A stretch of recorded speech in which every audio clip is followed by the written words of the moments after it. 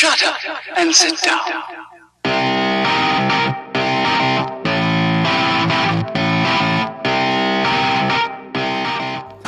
The current video will attempt to explain the concept of muscles working in antagonistic pairs.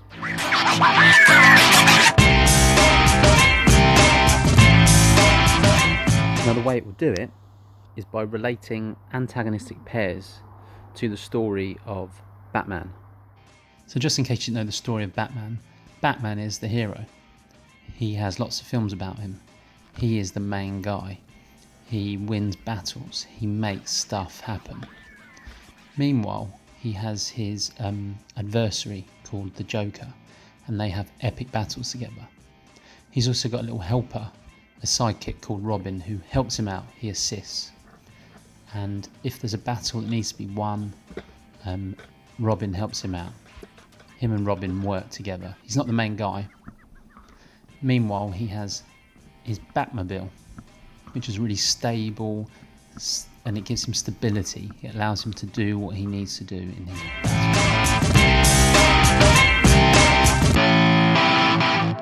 So the principle of antagonistic pairs is simply that muscles work in partnership with other muscles. So for example, if you want to be able to lift your arm above your head, muscles have worked in pairs and work together or against each other in order for you to do that movement. So for example, me raising my arm above my head, my superior muscles, so my top muscles, must have had more influence and have almost won the battle over my more inferior muscles in order to get my arm above.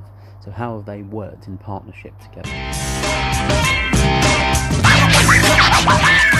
Antagonistic pairs. There are 4 terms we need to identify and define first. Agonist, an antagonist, a synergist, and a fixator. And they all contribute to performing successful muscle movements. Romantic, isn't it? Now, the agonist is the main moving muscle. So for example, if you were to do a bicep curl, the bicep is the main moving muscle, so it would be the agonist. But how does that relate to Batman? Well, if you were to Google agonist and hero, you would pretty much get Batman described. So we're going to go with the agonist is Batman. He is the hero. He is the main guy. He's the main player. Just like the bicep is the main player in the bicep curl, the agonist, the Batman, is the main guy in a Batman film.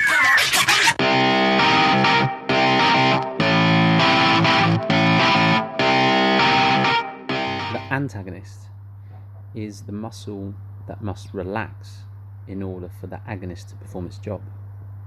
So let's go back to our bicep curl example. If the bicep is the agonist, then the tricep must lose the battle. It must relax in order to perform the bicep curl. If it didn't relax, you would not be able to flex your arm and perform the bicep curl. So the antagonist must relax in order to do the exercise. If you were to Google antagonist, you'd see a person who actively opposes or is hostile to someone or something, an adversary. Who's Batman's adversary? The Joker. Now, the Batman film isn't called the Joker film, is it? It's called Batman. So Batman's the agonist, he's the main guy. So his antagonist is the Joker. Shut up and sit down.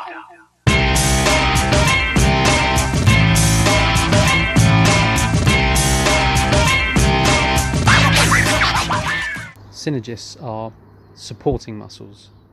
So like Robin, they're not the main guy, they are the backup, the help. The agonist is the main muscle moving, while the synergist is a muscle that is helping out. So it's not directly getting worked out, but it's assisting in some way.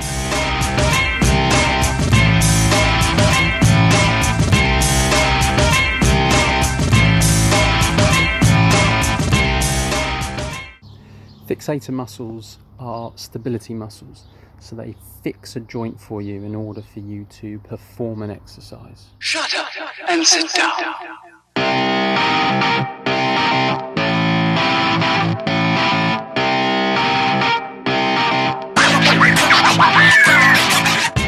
Let's now see some exercises and relate our Batman principle to the exercises, and at the same time obviously putting in the agonist and antagonist. So we want to try and identify where the agonist and antagonist is in the exercises.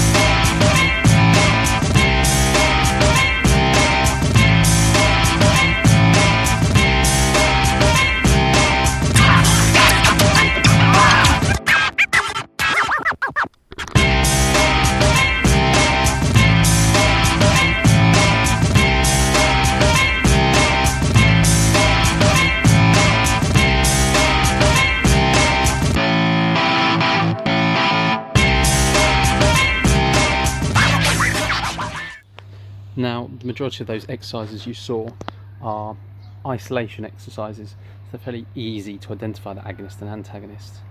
However, let's now do a more difficult exercise, like a press up. Romantic, isn't it?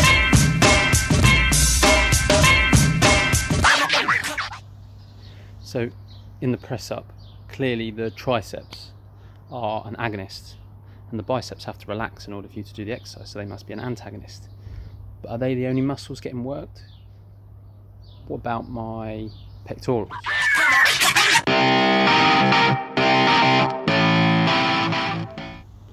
So now you've seen that not only is the tricep an agonist, but also your pectorals are an agonist.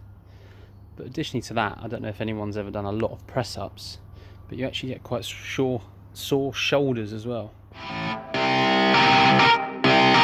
Shut up and sit down. So this is where you can start identifying not only the agonists and antagonists, but you can also start spotting the synergists in an exercise. Now, what about a fixator? Now, in order to hold a press-up position, you need to be quite stable with your legs and your core. So let's see if there's any fixators in the press-up.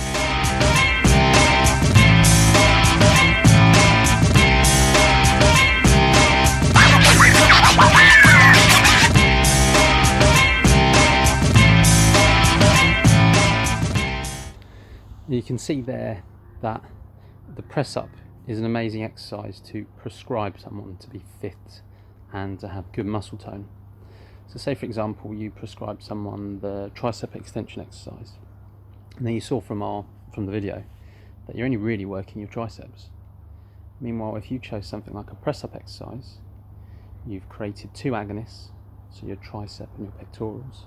You've also created a synergist, which is getting worked out with your deltoids, and additionally you're working on your core, because you've got your core acting as fixators, you've got your glutes acting as fixators. You could even argue that most of your leg muscles are acting as fixators. So a press-up is a brilliant exercise for all-round muscle toning. Shut up and sit down.